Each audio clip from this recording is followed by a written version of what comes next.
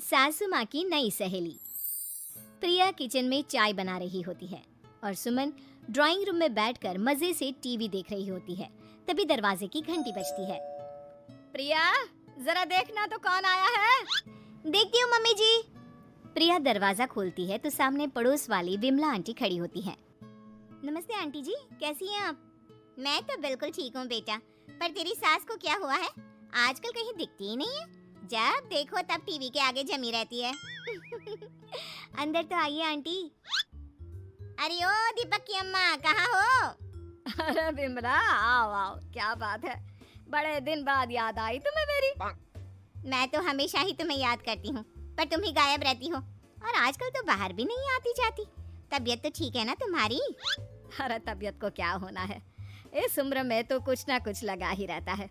मेरी छोड़ो, तुम ये बताओ कि क्या चल रहा है गली मोहल्ले में। तुम गली मोहल्ले की छोड़ो, चल तो तुम्हारे पड़ोस में रहा है। तुम्हारी नई सहेली आई है। मेरी कौन सी नई सहेली? मैं तो यहाँ बस तुमसे बातचीत कर लेती हूँ या फिर बाजू वाली शर्मा की बहू से दो चार बातें कर लेती हूँ। इसीलिए तो कहा कि तेरी नई सहेली आई है। अब कोई पड़ोस में आया है तो बात तो होनी ही है। कम से कम इसी बहाने हमारा भी एक ग्रुप बन जाएगा। फिर सब मिलकर अपनी बहुओं की शिकायतें किया करेंगे। दोनों हंसने लगते हैं। तभी प्रिया चाय लेकर आती है और सामने टेबल पर रख देती है। दोनों चाय पीती हैं और बातें करते हैं। चलो मैं चलती हूँ, अब कल मिलते हैं। राम राम।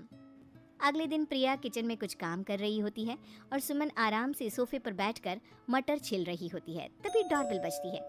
प्रिया दरवाजा खोलती है तो सामने उनकी नई पड़ोसन खड़ी होती है। जी, आप कौन? मैंने पहचाना नहीं। नमस्ते बेटा, मैं शारदा, आपके बगल वाले घर में अभी 2-4 दिन पहले ही शिफ्ट हुए हैं। ओह अच्छा अच्छा अच्छा, नमस्ते आंटी, अंदर आइए ना आप। देखिए तो मम्मी जी, आज कौन आया है। इतना कहकर प्रिया किचन में चाय बनाने चली जाती है। नई पड़ोसन को घर पे देखकर सुमन थोड़ा हैरान हो जाती है। नमस्ते बहन जी, मैं शारदा, आपकी नई पड़ोसन। अच्छा अच्छा, आप हैं हमारी नई पड़ोसन। आइए आइए, और बताइए कैसी हैं आप? जी बिल्कुल ठीक हूँ। वो दरअसल घर पर छोटी सी पूजा रखवाई थी, बस उसी का प्रसाद देने चली आई। सोचा इसी बहाने नए पड़ोसियों से भी मुलाकात हो जाएगी। ये तो बहुत अच्छा सोचा आपने। सुमन प्रिया को आवाज लगाती है। अरे ओ बहू, जरा चाय पानी का तो आके पूछ लो।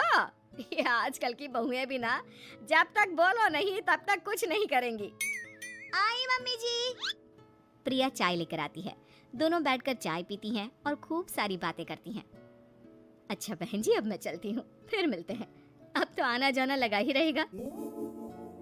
शारदा के जाने के बाद प्रिया किचन से बाहर आती है।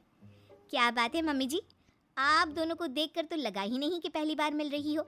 आप दोनों तो बिल्कुल बिछड़ी हुई सहेलियों की तरह बातें कर रही थी। अरे जब दो औरतें मिल जाती है ना, तो बातें अपने आप ही निकल आती है। अब तू अपने काम पर ध्यान दे, बातों पे नहीं। ऐसे ही कुछ दिन बीत जाते हैं।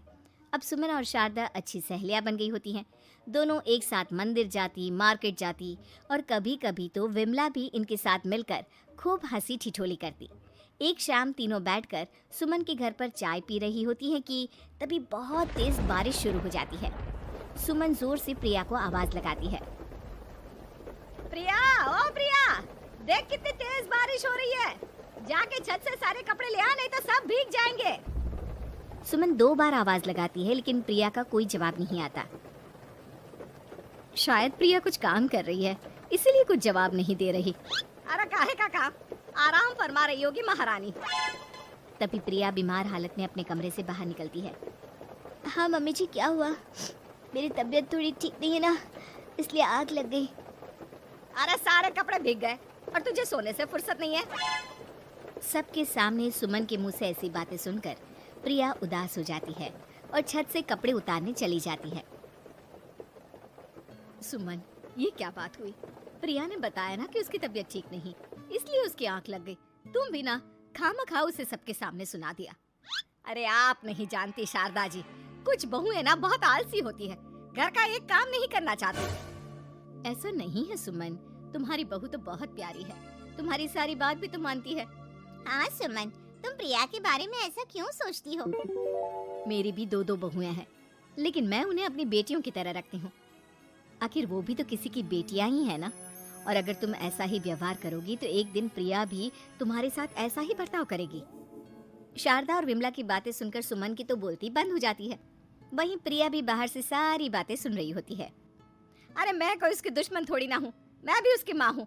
लेकिन कभी कभी सास बनना पड़ता है, नहीं तो बहुएं हाथ से निकल जाती है। देखो सुमन, ये सब सोच का फर्क है। अगर तुम ये सोचोगी तो कभी प्रिया को अपनी बेटी नहीं बना पाओगी। इतना कहकर शारदा और विमला वहां से चली जाती हैं और सुमन अकेले बैठकर उनकी बातें सोचने लगती है। अगले दिन प्रिया और दीपक अपने कमरे में बैठकर बात कर रहे होते हैं और सुमन उनके कमरे के बाहर कुछ काम कर रही होती है और उन दोनों की बातें सुन लेती है। दीपक, तुम्हें पता है हमारे पड़ोस में जो शारदा आंटी है ना, बहुत अच्छी हैं। अच्छा, ऐसा क्या हो गया जो तुम्हें वो इतनी अच्छी लगने लग गई? कुछ खास नहीं, बस कल जब मम्मी जी मुझे सबके सामने सुना रही थी तो शारदा आंटी ने मेरा साथ दिया। मैं तो सच में हैरान ही रह गई थी जब उन्होंने मम्मी जी को मुझसे ऐसा बर्ताव करने के लिए मना किया। अच्छा, फिर क्या हुआ? होना क्या था, शारदा आंटी तो मम्मी जी को समझा ही रही थी कि बहू को भी बेटी की तरह ही रखना चाहिए। लेकिन मम्मी जी तो मम्मी जी है ना, उन्हें तो मुझ में हमेशा कमी ही दिखती है। काश मुझे भी शारदा आंटी जैसी सास मिली होती जो मुझे भी अपनी बेटी जैसी समझती। सुमन ये सब सुनकर बहुत उदास हो जाती है और वहां से चली जाती है। प्रिया की बातें सुमन के कानों में बार बार गूंज रही थी। उसे बहुत शर्मिंदगी महसूस हो रही थी कि उसने प्रिया के साथ बहुत गलत किया है। अगले दिन सुमन शारदा और विमला को बुलाती है। क्या बात है सुमन, आज तूने ऐसे अचानक क्यों बुलाया? सब ठीक तो है ना? हाँ हाँ, सब ठीक है, तुम दोनों बैठो तो सही। तब तक दीपक और उसके पापा भी आ जाते हैं। प्रिया, तुम भी आ जाओ। क्या हुआ मम्मी जी, आपने बुलाया? हाँ प्रिया बेटा, मैं आज सबके सामने तुमसे माफी मांगना चाहती हूँ। मैंने आज तक तुम्हारे साथ बहुत बुरा व्यवहार किया है, लेकिन तुमने कभी भी मेरे साथ बुरा बर्ताव नहीं किया। मुझे अपनी गलती का एहसास हो गया है, हो सके तो मुझे माफ कर देना। प्रिया अपनी सास की बातें सुनकर हैरान हो जाती है। उसकी आंखों में आंसू आ जाते हैं। प्लीज मम्मी जी, आप मुझसे माफी मत मांगिए, मैं भी आपकी बेटी ही हूँ। वैसे एक थैंक यू तो मेरी नई सहेली को भी बनता है, जिसकी वजह से मुझे मेरी गलती का एहसास हुआ। शारदा बहन, आपका बहुत बहुत शुक्रिया जो आपने मेरी आंखें खोल दी। अरे क्या सुमन, तुम भी ना। तो फिर इसी बात पर चाय और पकोड़े हो जाए? हाँ हाँ, क्यों नहीं।